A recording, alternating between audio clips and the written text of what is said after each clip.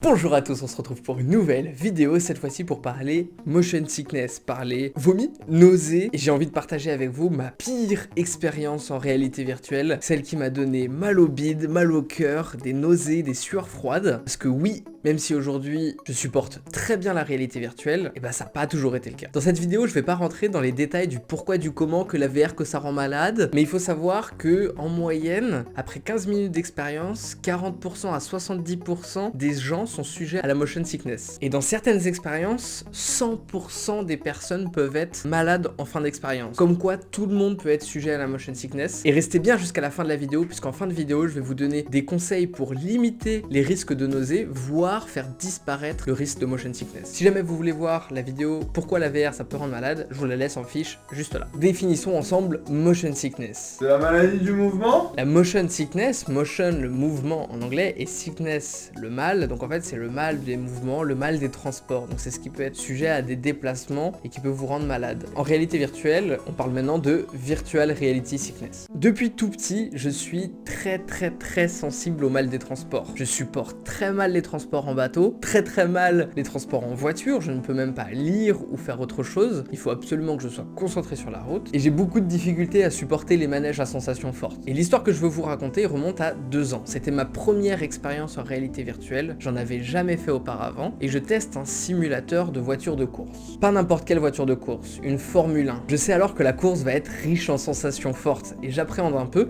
mais j'ai quand même envie de tester l'expérience, alors je rentre dans le véhicule. À savoir que le véhicule est très simple, j'ai un volant, j'ai des pédales, mais ce n'est pas un simulateur équipé de vérins ou de déplacements supplémentaires comme on pourrait avoir sur les attractions à Disney par exemple. Donc je m'installe sur le fauteuil de Formule 1, en tout cas du simulateur, je mets mes pieds sur les pédales, je vérifie que le volant soit à bonne distance. Comme sur une course de Formule 1, les feux s'allument et la course va bientôt démarrer. Je sais que la Formule 1 va avoir une accélération très forte. À ce moment-là, juste avant le départ, j'ai beau regarder autour de moi, ma tête est dans le casque, donc je suis en immersion totale dans le cockpit de la voiture. Et je sais que dès que les feux vont être au vert, mon pied est à fond sur l'accélérateur, alors la voiture va faire un 0 à 100 en 4 secondes, alors que moi je vais rester là sur place. Ce qui devait arriver arriva, j'arrive au premier virage avec une sueur froide, j'ai des nausées, des nœuds au ventre, des nœuds à la gorge.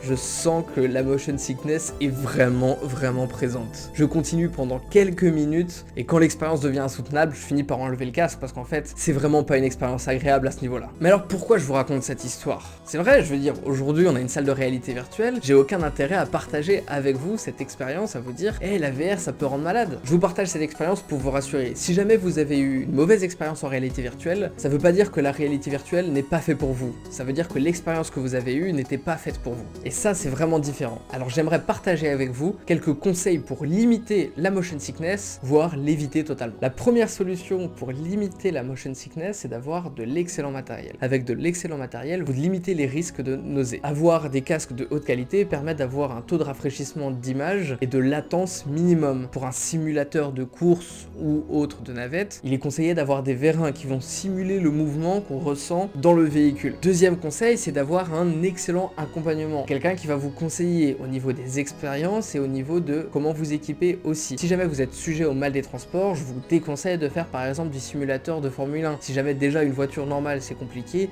le faire en réalité virtuelle ça va l'être encore plus. Mais il y a des expériences qui très sûrement vont être super agréables pour vous. Et la dernière chose, c'est d'avoir une expérience de qualité. Aujourd'hui en 2021, énormément de studios se mettent à développer des expériences en réalité virtuelle. Il y a des bonnes pratiques. Je pense notamment à Eagle Flight, une expérience où on survole Paris, expérience développée par Ubisoft, qui a développé pour la première fois un système de réduction du champ de vision qui vous permet à vos yeux d'avoir un ancrage et de savoir où vous vous situez et qui vous permet de limiter ces nausées quand vous survolez Paris alors que vous restez sur place. Pour limiter les risques de se sentir mal, il existe aussi quelques petits remèdes de grand-mère, notamment le gingembre ou bien le cannabis. Pour des raisons évidentes, à VR Co Paris, on a du gingembre à l'accueil à disposition pour les clients. Il existe aussi la possibilité d'utiliser un bracelet pour limiter les nausées pendant les trajets en bateau, à savoir que beaucoup de personnes l'ont testé en réalité virtuelle et ça aurait plus un effet placebo qu'autre chose. Si ça vous intéresse qu'on teste en réalité virtuelle un de ces bracelets sur une expérience qui a forte motion sickness, et ben n'hésitez pas pas à nous le dire